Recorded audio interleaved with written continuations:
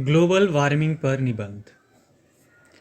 धरती का तापमान अगर हो समान, स्वर्ग बन जाएगा ये जहान।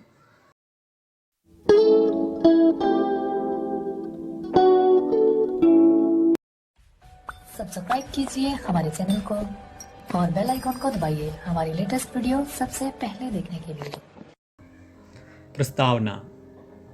ग्लोबल वार्मिंग हमारे देश के अलावा पूरे देश के लिए बहुत बड़ी समस्या है और यह धरती के वातावरण पर लगातार बढ़ रही समस्या से न केवल मनुष्य, धरती पर रहने वाले प्रत्येक प्राणी को नुकसान पहुंचा रहा है और इस समस्या से निपटने के लिए प्रत्येक देश कुछ न कुछ उपाय लगातार कर रहा है।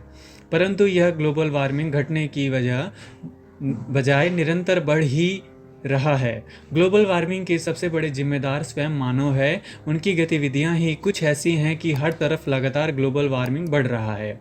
मनुष्य की इन गतिविधियों से खतरनाक gas carbon dioxide, methane, nitrogen oxide इत्यादि का ग्रीन हाउस गैस की मात्रा में वातावरण में बढ़ोतरी हो रही है।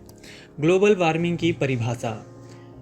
धरती के वातावरण में तापमान के लगातार हो रहे विश्वव्यापी बढ़ोतरी को ग्लोबल वार्मिंग कहते हैं।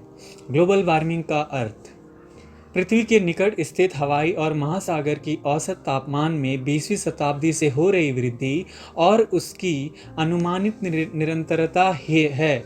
पृथ्वी की सतह के निकट विश्व की वायु के औसत तापमान में 2500 वर्षों के दौरान 0.74 plus minus 0.8 degree Celsius, 1.33 plus minus 0.32 degree F.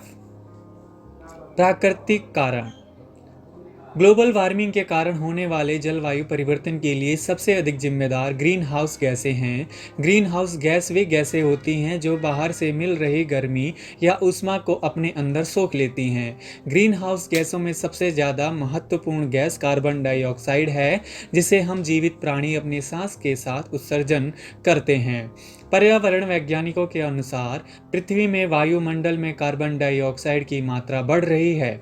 पृथ्वी के वातावरण में प्रवेश कर रहा यहाँ का तापमान बढ़ने में कारक बनती है। कार्बन डाइऑक्साइड वैज्ञानिकों के अनुसार इन गैसों का उत्सर्जन इसी तरह चलता रहा तो 21वीं शताब्दी में हमारे पृथ्वी का तापमान 3 डिग्री से 8 डिग्री सेल्सियस तक बढ़ सकता है।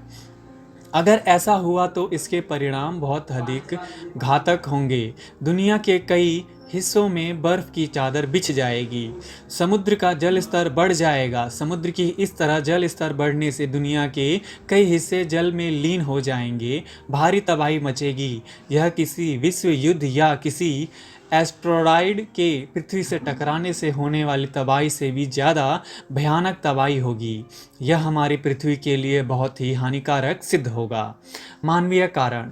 ग्लोबल वार्मिंग के लिए जिम्मेदार अधिकांश कारक मानव के द्वारा किए गए निर्मित कार्य जिनके परिणाम विनाशकारी हैं। मानव विकास और प्रगति की अंधी दौड़ में प्राकृतिक से दूर होती जा रही है। नदियों की धाराओं को अवरुद्ध किया जा रहा है। हमारी खुशियां और संसाधनों को इकट्ठा करने के लिए पेड़ और जंगलों को नष्ट किया जा रहा है। औद्योगिक क्रांति की वजह से कोयले, तेल और करोड़ों वाहनों के चलने की वजह से बहुत प्रदूषण हो रहा है, जिससे हमारी पृथ्वी असामान्य रूप से गर्म होती जा रही है। मानव द्वारा निर्मित ग्लोबल वार्मिंग के अन्य कारण: पहला, वनों की कटाई। दूसरा, औद्योगिकीकरण। तीसरा, शहरीकरण।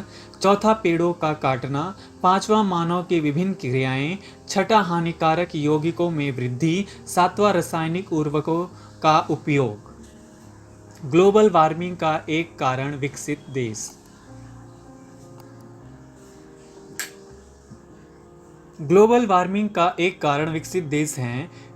इसका रवैया लगातार ध्यान उत्पन्न करता है। संयुक्त राज्य अमेरिका और बहुत से अन्य विकसित देश इस समस्या के लिए ज़्यादा जिम्मेदार हैं, क्योंकि विकसित देशों की अपेक्षा उनके देशों की कार्बन डाइऑक्साइड की प्रति दर 10 गुना अधिक है, लेकिन अपना और औद्योगिकी प्राकृतिक बनाए रखने के लिए कार्बन उत्सर्जन में कटौती करने की इच्छुक नहीं हैं।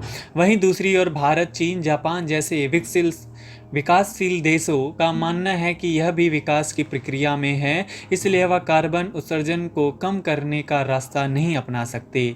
इसलिए विकसित देशों को भी थोड़ा सामंजस्य बनाकर अपने पृथ्वी की सुरक्षा समझकर कार्य करना चाहिए। उपसंहार: ग्लोबल वार्मिंग मानव के द्वारा ही विकसित प्रक्रिया है, क्योंकि कोई भी परिवर्तन बिना किसी चीज़ को छुए अपने आप नहीं होता। इसलिए जिस प्रकार हम ग्लोबल वार्मिंग को नुकसान पहुंचा रहे हैं, उसी प्रकार हम मानव को मिलकर इस पृथ्वी को ग्लोबल वार्मिंग से बचाना जरूरी है। नहीं तो इसका भयंकर रूप हमें आगे देखने को मिलेगा, जिसमें शायद पृथ्वी का अस्तित्व ही ना रहे और पृथ्वी खत्म हो जाए। इसलिए हम मानव को सामंजस्य, बुद्धि और एकता के साथ मिलकर सभी देशों को इसके बारे में सोचना चाहिए, या फिर कोई उपाय ढूंढना अनिवार्य है।